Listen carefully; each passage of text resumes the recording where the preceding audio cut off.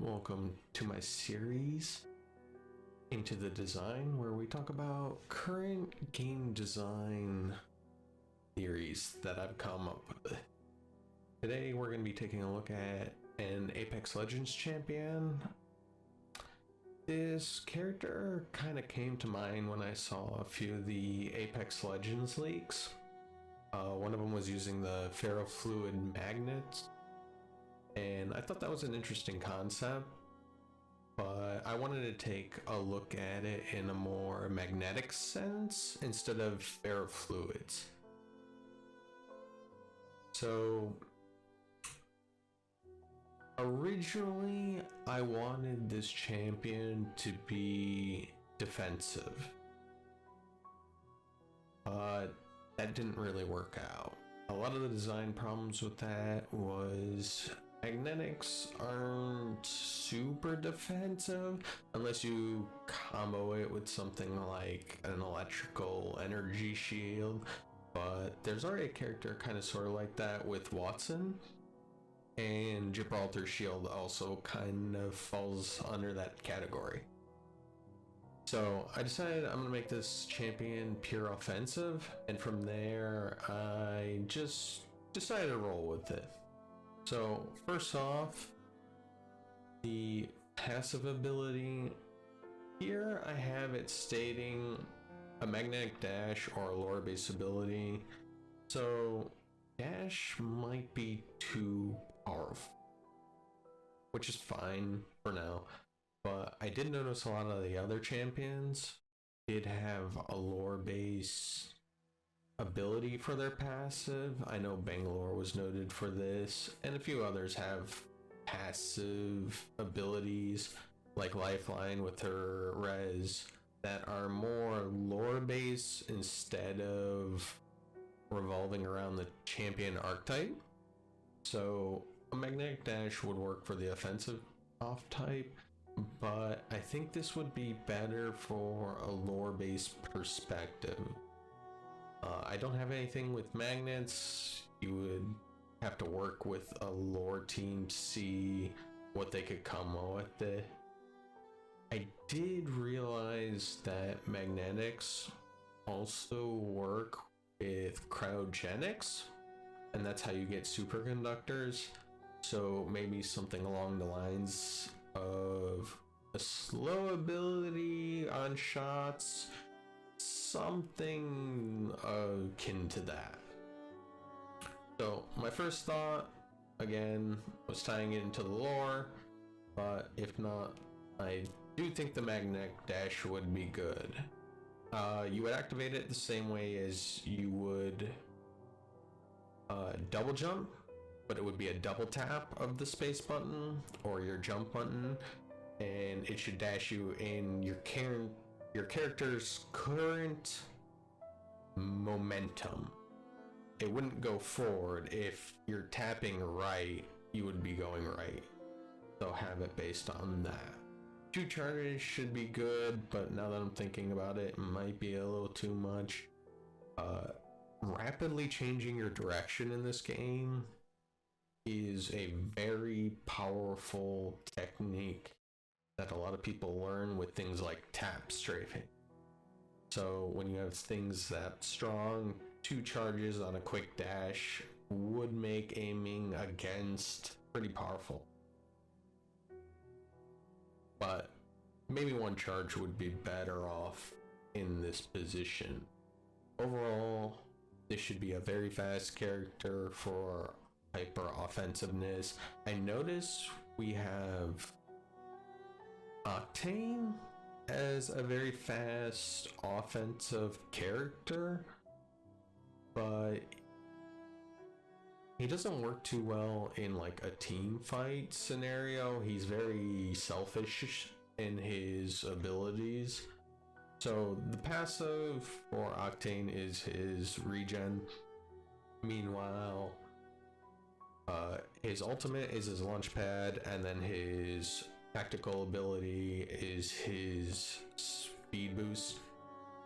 Very powerful in fights and very powerful defensively, but it only works for him. His ultimate is really the only thing that works within a team. But with this champion, I think being pure offensive with your passive and a dash charge would be good. It's going to be selfish here, but as you'll see later on the other abilities, you can be a little more team oriented. So for the tactical ability, I was thinking the Vortex Shield from Titanfall. That's a very unique ability, and I'm surprised we actually haven't seen it in Apex Legends. So, if you don't know, in Titanfall, the Vortex Shield blocks incoming bullets, and then you can launch them back. Why this isn't in Apex, I don't know, but I thought it's a very interesting ability, and it honestly should be in. So hitting the tactical will pull up shield to block shots. And then the secondary effect will either damage the opposing player by launching the bullets back, like in Titanfall, or be a knockback. So the knockback came sort of from Mad Maggie. I think if you do like a smaller radius of a knockback and more personal, it'll work with the dash charges going in. So you would like dash charge in, pop your tactical ability, block incoming bullets, and then knock them back. And that would be very disruptive as an offensive character instead of pure damage. You're trying to disrupt a team formation more than you are trying to pump out damage, which I think would be better for offensive characters.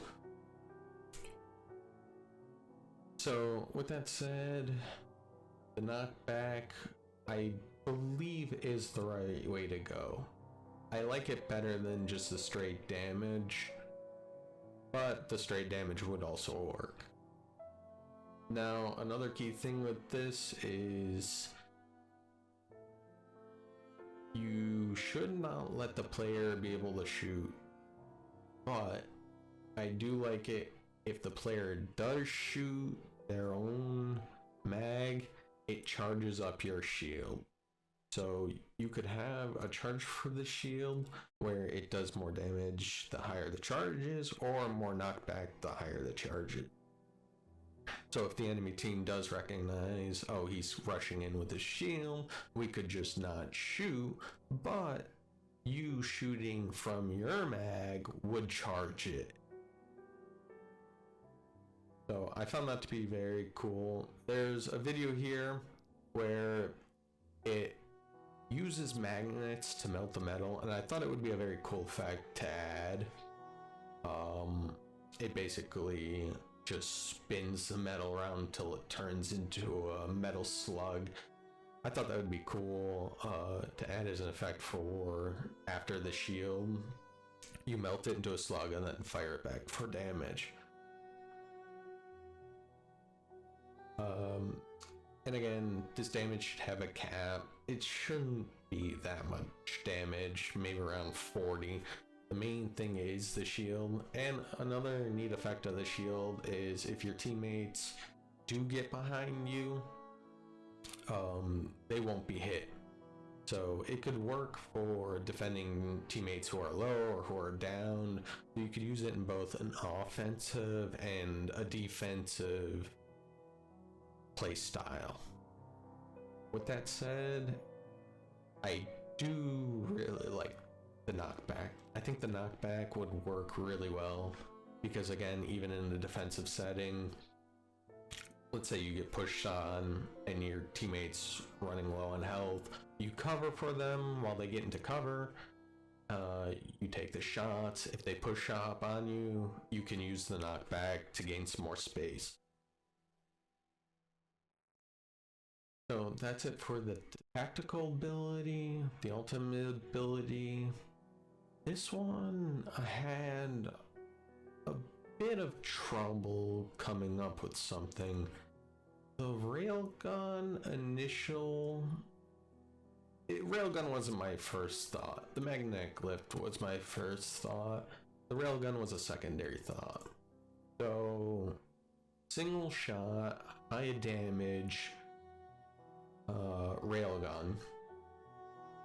Startup and ending animation should be very long. This should not be a quick thing. You have to really want to use it.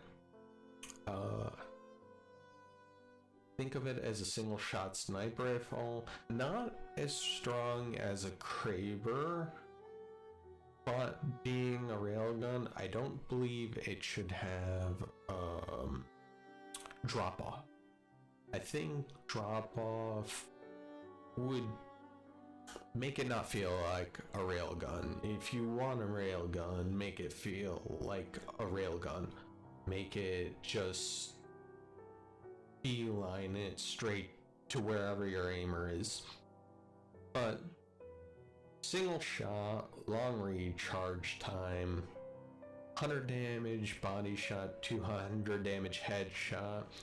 I was looking at the Kraber here and the Sentinel to pick damage from. I do notice that, you know, at level 1 helm, 2 and 3, you're at 20% for level 1, 40% for level 2, and 50% for level 3. At 200 damage, you will one tap headshot at blue shields off the drop for level 1 helmet. Higher shielding and higher helmet will drop this to 2 shots to kill, not 1. Which I think would be a good balance, being a single shot weapon. It will also help,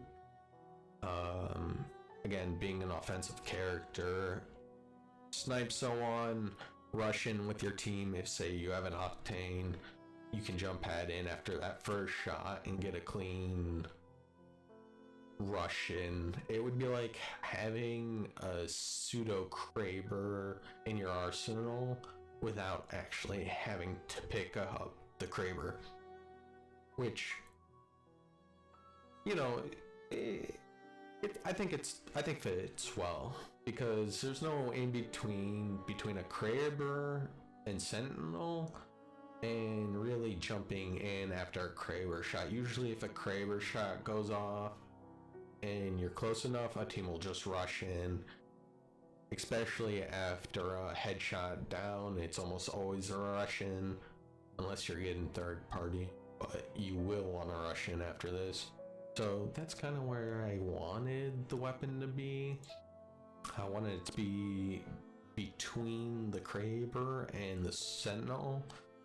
And, you know, Sentinel charged is 176, so this is still doing a bit more than the Sentinel charge, but again, it's only 1 shot, maybe 2, but that would be pushing it really.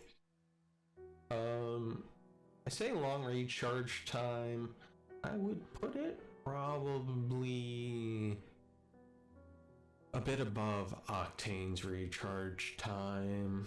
I don't remember seeing. I have Mad Maggie's up here. Her recharge time is 1.5 minutes. That feels really just 1.5 minutes. Again, these feel really fast.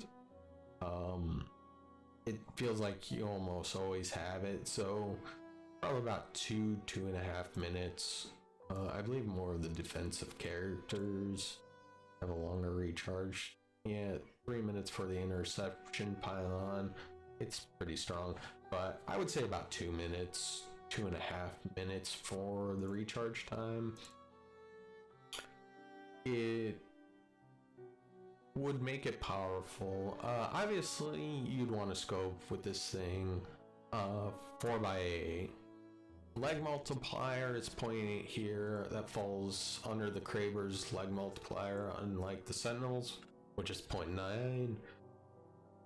Again, it's a very high power shot. You want to keep it lower in the leg multiplier, just in case you do wing a leg. You want to reward the better shot placement of whoever's shooting. With that said, that's the railgun portion of the ultimate. My initial thought was magnetic lift. So the targeting for this will be like Valkyrie's tactical. You know, simple ground targeting, circular in nature. Very simple. Launch the enemies up straight up. And they should hang for around 1 second. I would say the launch up should be about half of Horizon's Q ability. You want to be able to pick them up to disrupt their formation and really just get them out in the open undercover. So this will play in well if you go an offensive support mix instead of just pure offensive. If I would go pure offensive, I would do the Vortex Shield with damage, 2 charges, and a railgun. Very heavy offensive, very deadly champion. But if you want to go more supportive, I would do the knockback from the Vortex Shield, probably 1 charge on the magnetic dash, and then for the magnetic lift for the ultimate. Popping them up will give your team clear line of sight on them, easy shots, and they should not be able to strafe out of it like Horizon's Q. This is an ultimate. It should be game changing for the team using it. Obviously, wind up time, sort of similar to the Q for Seer. Simple wind up time, you know, to be able to move out of it. But if you're caught dead center of it, you should be caught by this. You want to reward good placement of the ultimate, so it should be large enough to accomplish that goal.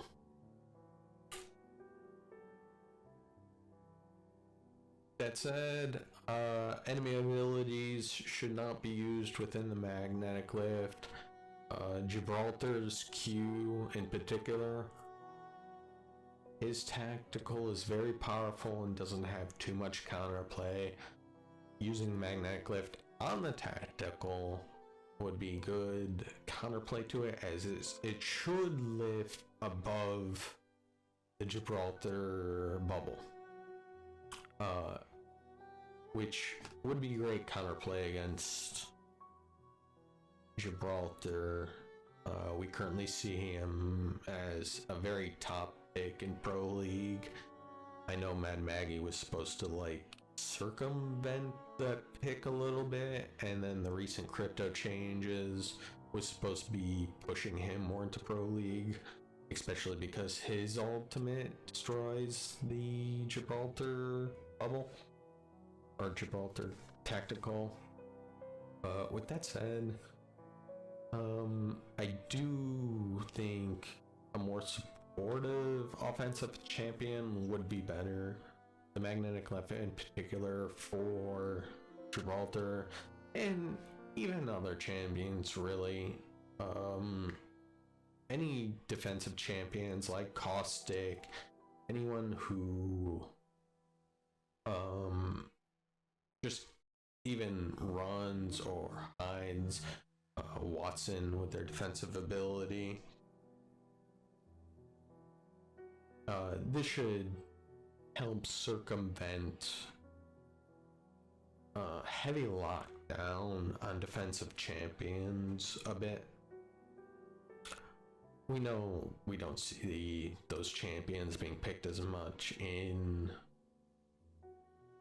casual play, and even ranking ladders, they're not picked as much. You still get a lot of the offensive champions, the Wraiths, the Valkyries. But even with this champion, I do feel they would be an offensive support mix that you usually see. We usually think of Wraith as an offensive champion, but with the double teleport, with the teleports and being able to get in and out of fights, I feel they fall in line more with the support type of deal. Even people like Mirage, he's more supportive. Revenant, not too offensive. Yeah, you want to go in with his ultimate, but his silence is more supportive. Ashe, even with the lockdown in her tactical ability, kind of falls into supportive role where it's the lockdown with the tactical, and then the ultimate is escape or going in. And I think having champions that but you have the option and choice whether you want to go in offensive or you want to go in defensively. So with the magnetic lift, you could use it defensively as a zoning tool, or if they push on you, you could use it to kind of get them off you and get a little breathing room.